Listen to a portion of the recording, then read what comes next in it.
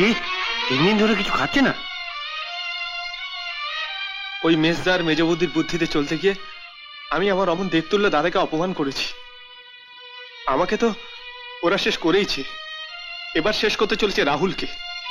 আপনি একবার চলুন বাবু, ডাক্তার কি বলছে? এতদিন তো ডাক্তার ডাকেইনি, আজকে বাবার চেঁচামেচিতে বোধ হয় ডাক্তার ডাকবে।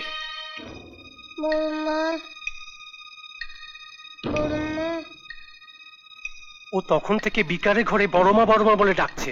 ওর বড়মাটি কে? আমার বড় বৌমা। ওনাকে ডাকছেন না কেন? উনি কি খুব দূরে থাকেন? হ্যাঁ, অনেক দূরে। ওনাকে ডাকার অসুবিধা আছে।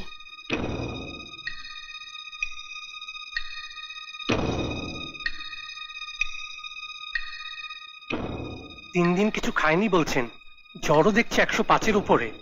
দেখুন না ওর বড়মাকে কোনোভাবে আনা যায় কিনা। ওর বড়মা এলে ওর জ্বর নিশ্চয়ই কমে যাবে।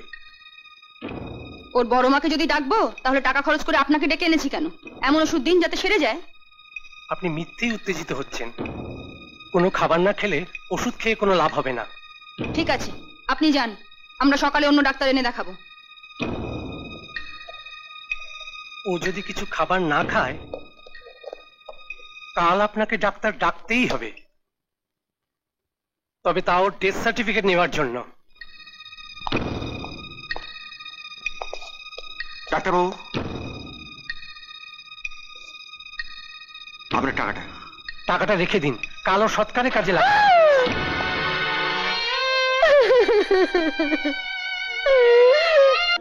ওরা রাহুলকে মেরে ফেলছে, ডাক্তার কি বলে গেল শুনেছো? তুমি ঘরে যাও, আমি রাহুলকে নিয়ে আসছি।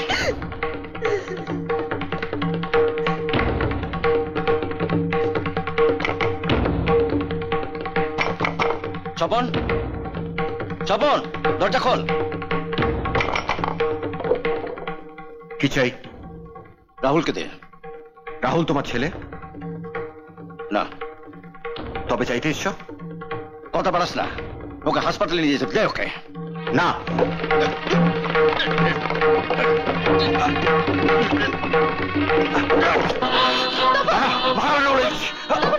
দাও। তুমি একে এভাবে বুক দিয়ে আগলে রাখলে আমি কিছু বলতাম না, কিন্তু তুমি একে বুক দিয়ে পিছে মারতে চাইছো, আমি হতে দেবো না। দাও একে। না, ওকে দেবো না, আমি ওর মা।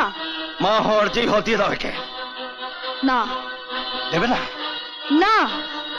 স্বপন, অনুকে বলো রাহুলকে ফিরিয়ে দিতে, নইলে কি করবে? ওকে ওকে মারবে? হ্যাঁ মারবো।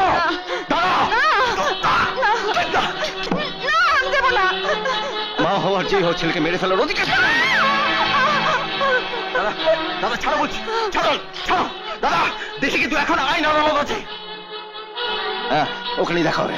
বাড়িতে ফিরে নিয়ে যাচ্ছে কে?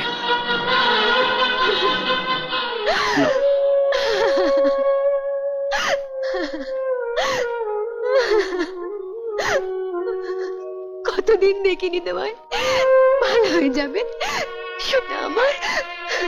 বৌদি, রাহুলকে ফিরিয়ে দাও। দাও বলছে। কি হলো, শুনতে পাচ্ছ না আমার কথা? বলছি ফিরিয়ে দাও। তুমি তো রাহুলকে ফেরত চাইছো, এখন তোমার বৌদি যদি সব ফেরত চায় তখন কি করবে? আমি কি নিয়েছি বৌদির কাছ থেকে যে বৌদি তা ফেরত চাইবে? কি নিয়েছো? আজ তোমার পায়ের নিচে যে শক্ত জমিটুকু, যার উপরে দাঁড়িয়ে তুমি লম্পঝম্প করছো, সেই জমিটা তোমার বৌদি তোমাকে দিয়েছে।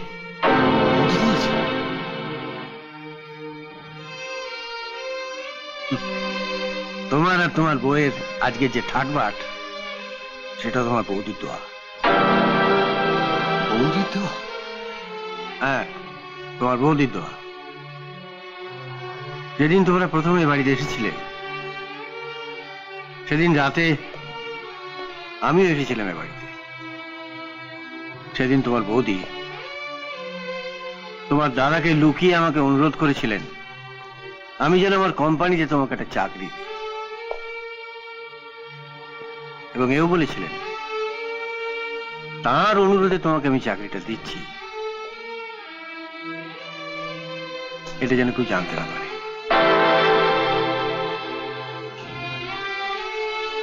তুমি হায়ার সেকেন্ডারি পরীক্ষায় পাশ করতে পারোনি জেনেও আমি তোমাকে চাকরিটা দিয়েছিলাম শুধু তোমার বৌদির অনুরোধে। Yes.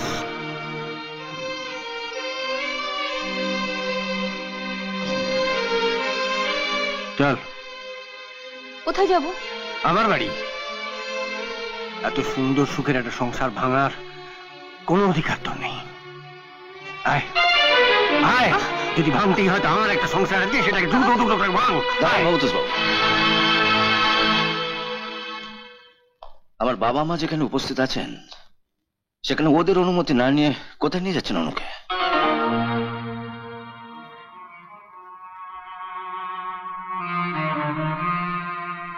অনু আমার ভাইয়ের বউ।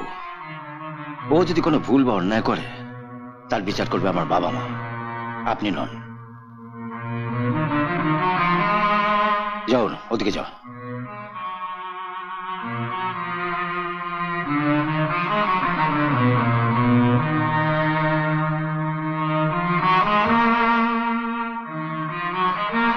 আপনি আরেকটা মারাত্মক ভুল করেছেন ভবতোষ বাবু।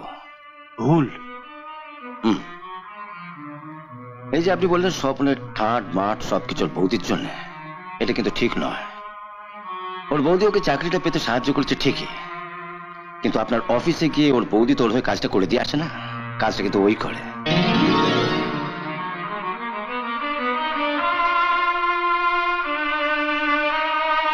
সকালে নাকে মুখে কোন রকমের কিছু গুঁজে ভিড় বাসে গোঁতাগতি করে আপনার অফিসে পৌঁছে সন্ধ্যে পর্যন্ত কাজ করেও মাইনে নিয়েছে।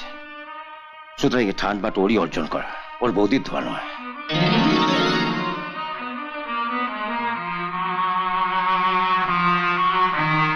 স্বপ্ন আপনার জামাই হতে পারে, কিন্তু আমার ছোট ভাই, বাড়ির ছোট বড় সবার সামনে ওকে এভাবে ছোট করাটা আপনার উচিত হয়নি। I am sorry, I am extremely sorry. আমি খুবই দুঃখিত। শুনছো, রাহুলের জ্বর মনে হচ্ছে একদম কমে গেছে।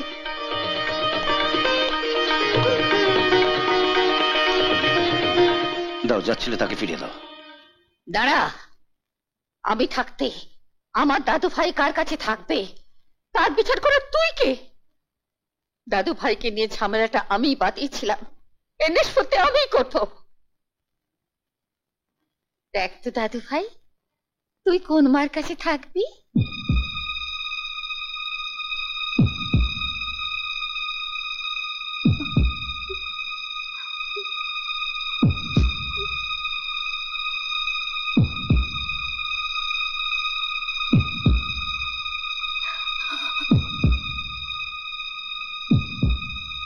আমি বম্মার কাছে থাকবো।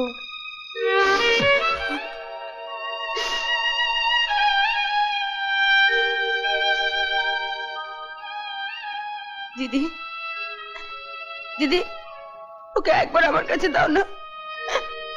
জীবনে তোকে কোনোদিন আদর করলাম না, আজ একটু আদর করি।